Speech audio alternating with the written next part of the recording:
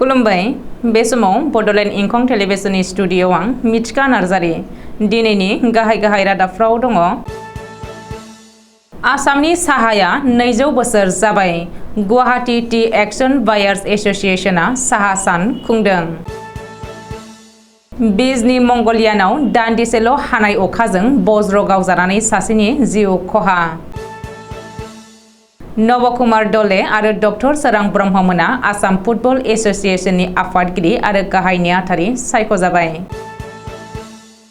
G7 जथुमाव बाहागो लानो खाबु होनायनि थाखाय नरेन्द्र मदिया फुमियो किशिडाखौ साबायखर होदों। जन्मनि राभानि जिउमाखौ गोजोन होनो गसाइगावनि खासियाबारियाव आरजुआ आरज गाबदों। बिबि किसान कलेजाव दुलाराय आसाम NPS मावफारिया कमिटिनि जथुम। मानास टाइगार प्रजेक्टआ 50 बोसोर आबुं जाबाय। दानिया फैदोनि आबुं रादाबाव।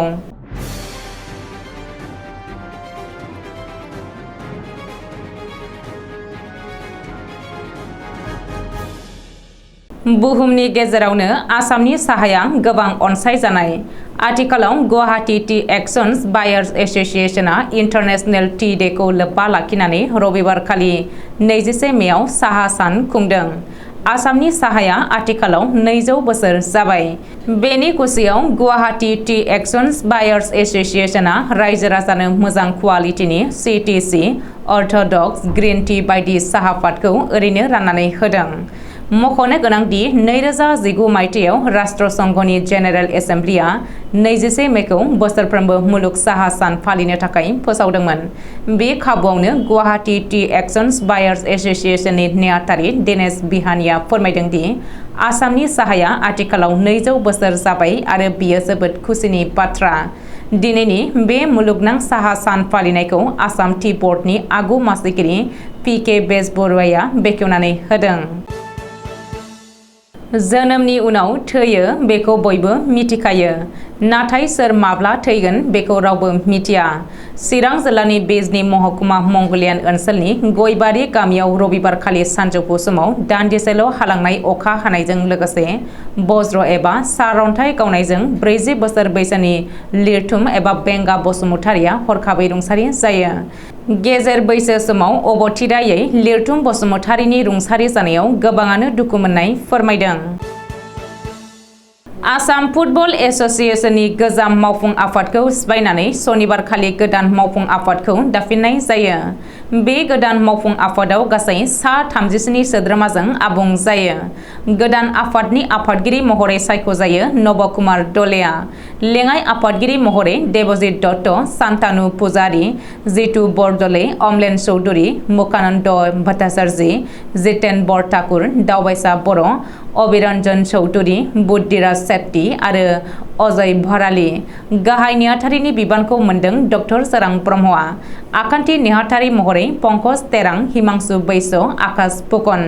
लोगो नेहाथारि महरै दङ राजु बर', सन्जीब बरुवा, दुष्मन्त बरा आरो अभिजित कलिता। बेबायदिनो रांगिरि महरै हिरेन गगैआ सायख'जादों। बेनि अनगायैबो मावफुं सोद्रोमा महरै सायख'जादों फारियै मानिक गगै, अरुण ज्योति मरान, शरद हाजरिका, परमानन्द लाहन, असीम मजुमदार, सन्तराम बसुमतारी, कुसुम देखा, देब्रबत पाल, जाहांगीर खान, सुकुमार मेथि, उत्तम ब्रह्म, नब गगै, रातुल सैकिया, देब्रबत दास, बिकास पाठक, लक्ष्य घनवार आरो हेमेन्द्रनाथ ब्रह्म। जापाननि हिर'शिमायाव खुंजानाय G7 जथुमाव बाहागो लानो थाखाय भारतनि गाहाय मन्त्रि नरेन्द्र मदिखौ हांख्रायहरनानै गोबां मान होनायनि थाखाय मदिया जापाननि गाहाय मन्त्रि फुमियो किशिडाखौ साबायखर बावदों। सानथामनि हाबाफारिजों जापाननि हिर'शिमायाव खुंजानाय G7 जथुमाव जुदिअ'बा भारतआ सोद्रोमा नङामोन, अब्लाबो नाथाय जापाननि गाहाय मन्त्रि फुमियो किशिडानि हांख्रायनायाव नरेन्द्र मदिया हिर'शिमायाव जानाय G7 जथुमाव बाहागो लानो थांदोंमोन आरो मदिनिफ्राय माखासे जेंना सुस्रांनायनि बोसोनबो लादोंमोन। मदिया बुंदों दि थांनाय समाव भारतआ G20 जथुमखौ दैदेनदोंमोन आरो बेखायनो भारतआ बे G7 जथुमाव बाहागो लानो खाबु मोनदों। 19 मेनिफ्राय 21 मेसिम सानथाम गाहाय मन्त्रि नरेन्द्र मदिया हिर'शिमायाव जथुमनाय G7 आव बाहागो लानानै नरेन्द्र मदिया गुबैयै मोनथाम आयदायाव सावरायदोंमोन। बैफोर आयदायानो जादों आदार रैखाथि, गोहो रैखाथि आरो बोथोर सोलायनाय। बै मोनथाम आयदायावल' गाहाय मन्त्रि नरेन्द्र मदिया बुंदोंमोन होननानै मिथिहोदों।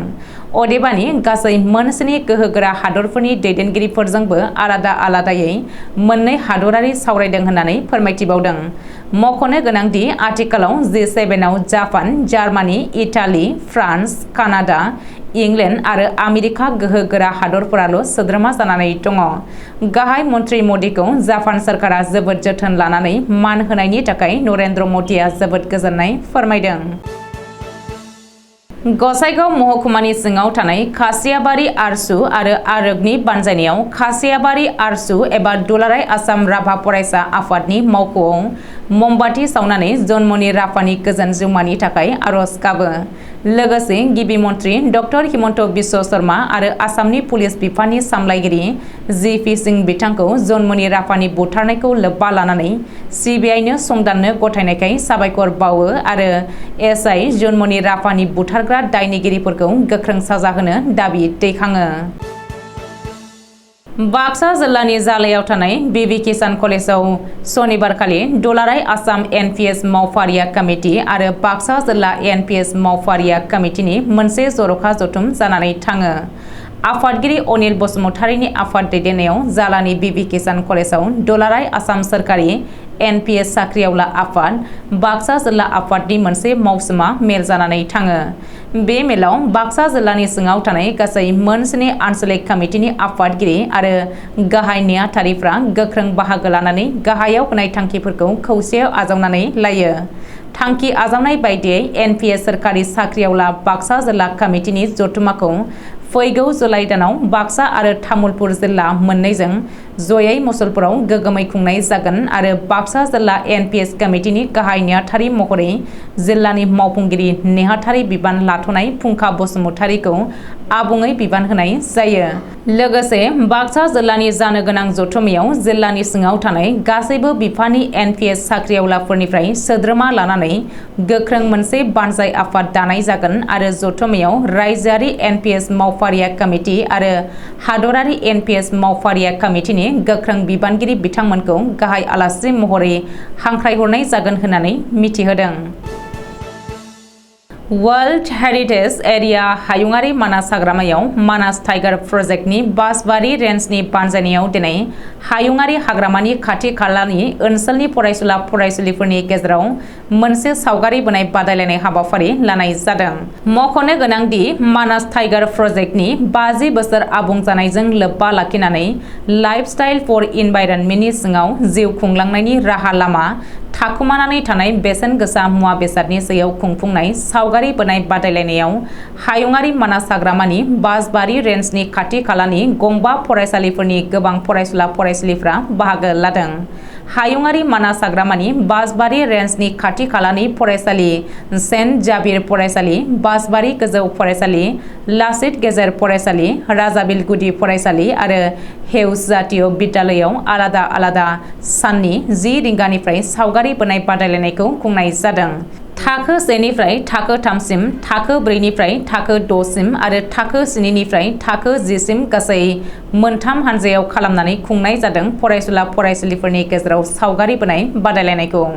सावगारि बोनाय बादायलायनाय हाबाफारिनि जोबनायाव हायुङारि मानास हाग्रामानि बासबारि रेन्जनि रेन्जार अभिनव बर'आ खौरांनि गेजेरजों फोरमायदों दि सावगारि बोनाय बादायलायनाय हाबाफारिखौ मोनथाम हानजानि गासैनिबो सेथि, नैथि आरो थामथि बान्था मोनगिरि फरायसाफोरखौ फैगौ 5 जुन मुलुगनां आबहावा सानखालि सोलोंथायारि दावबायनो लांनायजों लोगोसे बै सानखालि बान्थाबो राननाय जागोन। दिनैनि रादाबा एसेनोसै। गोजोन्थों।